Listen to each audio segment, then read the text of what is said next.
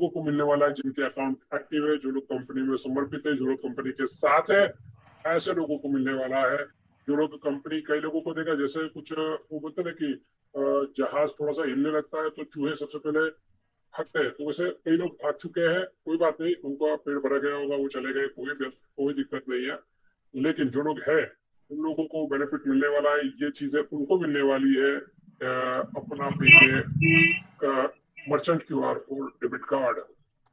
और नए दो अपडेट है, ये आपको बता देता हूँ कि पहला है कि कंपनी अपना पे, ये ऑफिशियली पब्लिक लिमिटेड कंपनी के लिए अप्रूवल मिल चुका है इनको। यस, ये सही सुना आपने कि इनको पब्लिक लिमिटेड, प्राइवेट लिमिटेड से पब्लिक लिमिटेड का अप्रूवल मिल चुका है। तो ये एक बहुत ही बड़ी अचीवमेंट की बात है। तो मैं चाहूंगा सभी लोग डिजिटल क्लैप करके इस बात को अप्रिशिएट करें कि कंपनी को पब्लिक लिमिटेड हो गई। पब्लिक लिमिटेड होना ये एक आम बात नहीं है, बहुत बड़ी बात है। आप पब्लिक लिमिटेड होने के बाद कंपनी अपने शेयर्स निकाल सकती है, जो कि पहले प्राइवेट इक्विटी दे सकती है और उसके बाद पब्लिक इश्यू भी ला सकती है। तो ये सब प्रोसेस होने वाला है और कंपनी उसके लिए ही पब्लिक लिमिटेड बन चुकी है और पब्लिक लिमिटेड को बहुत सारी सुविधाएं और भी मिलती है। तो वो सारी सुविधाएं लेने के लिए कंपनी ने पब्लिक लिमिटेड में लिस्टिंग कर लिया है। तो बहुत ही खुशी की बात है कि कंपनी को पब्लिक लिमिटेड का अप्रूवल मिल चुका है। The company has officially received the approval to become a public limited company, marking a significant milestone in its growth journey and reinforcing its commitment to transparency, governance and long-term value creation. So ये company को मिल चुका है। And next दूसरी good news ये है कि कल से 10,000 के बदले 50,000 का आपका वॉलेट टू वॉलेट ट्रांजेक्शन हो पाएगा। अपना पे टू अपना पे आप 50,000 तक का कर पाओगे। बहुत सारे लोगों को ये था कि भाई कब से शुरू हो जाएगा, तो धीरे धीरे लिमिट बढ़ रही है। पहले 10,000 थी, 50,000 हो गई है। आने वाले समय में वापस पहले की जैसी नो लिमिट हो जाएगा, लेकिन फिलहाल के लिए आप 50,000 की लिमिट कर पाओगे कल से।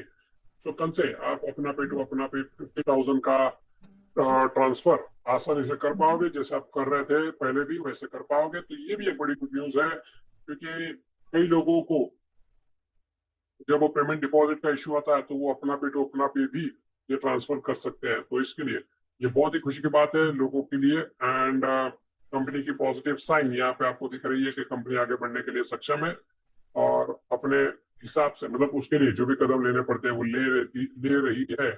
नाउ एक डिस्क्लेमर है, चलिए वो भी आपको बता दूं यहाँ पे। आज मैंने थोड़ा सा इसको पीछे रखा क्योंकि कई लोग स्टार्टिंग में नहीं होते, बाद में होते हैं, क्योंकि अभी 3,000 लोग हैं, स्टार्टिंग में नहीं होते। तो ये डिस्क्लेमर ये है कि इस मीटिंग के समापन के पहले कृपया ध्यान दें कि हमारी भूमिका, यानी प्रेजेंटर की भूमिका, केवल प्लेटफॉर्म का परिचय देने और इसकी विशेषताओं और कार्यप्रणाली के बारे में तकनीकी जानकारी प्रदान करने तक सीमित है। हम अपना पे के प्रबंधक यानी मैनेजमेंट, प्रशासन यानी गवर्नेंस और दैनिक ग्राहक सहायता कार्यों में शामिल नहीं है, मतलब कस्टमर केयर में शामिल नहीं है। यदि आपको अपने व्यक्तिगत खाते लेन देन या सेवाओं से संबंधित कोई भी समस्या आती है तो कृपया ऐप में उपलब्ध आधिकारिक सहायता लिंक के माध्यम से अपना पे की समर्पित सहायता टीम से संपर्क करें। वे आपके खाते संबंधित प्रश्नों की सहायता अनुरोध में आपकी सहायता करने के लिए सर्वोत्तम रूप से सक्षम है। तो आपको कोई भी दिक्कत आती है तो आपको कस्टमर केयर में डालना है। कस्टमर केयर सक्षम है आपको आपके सारे सवालों के जवाब देने के लिए। हम प्रेजेंटर है, मैं तो भी एप्लीकेशन लॉगिन नहीं है तो भी, अगर लॉगिन है तो आप मेन्यू में जाके कस्टमर सपोर्ट में जा सकते हैं और वहां पे कस्टमर चैट विद अस ये ऑप्शन में आपको सिलेक्ट करना है। अगर आपका लॉगिन नहीं है तो भी आपको कस्टमर सपोर्ट में जाना है, वो आपको चैट विद अस में जाएंगे। यहाँ पे अगर आपका लॉगिन नहीं है तो 2 स्टेप एक्स्ट्रा होंगे, आपका नंबर और नाम आपको डालना पड़ेगा और फिर आपको एक्सेस मिलेगा। तो ये चीज आपको 5 ऑप्शन मिलेंगे, 5 में से आपका जो भी प्रॉब्लम है वो एक ऑप्शन सिलेक्ट करना है और वो एक ऑप्शन सिलेक्ट करने के बाद आपको उसमें क्या प्रॉब्लम है वो भी वहां पे मैसेज डालना है। सिर्फ आपको ऑप्शन सिलेक्ट करने से काम नहीं चलेगा, आपको आपका प्रॉब्लम बताना भी पड़ेगा वहां पे और उसका स्क्रीनशॉट भी देना है। अगर आपको जो भी एरर आ रहा है तो उसका स्क्रीनशॉट भी आपको देना है, तो आपका काम और भी ज्यादा आसानी से हो जाएगा। एंड वो करने के बाद भी आपको 24 से 48 घंटे तक का इंतजार करना है। कस्टमर सपोर्ट में कहीं पे भी जाओ, आप कितनी भी बड़ी कॉर्पोरेट में जाओ, वहां पे समय लगता है।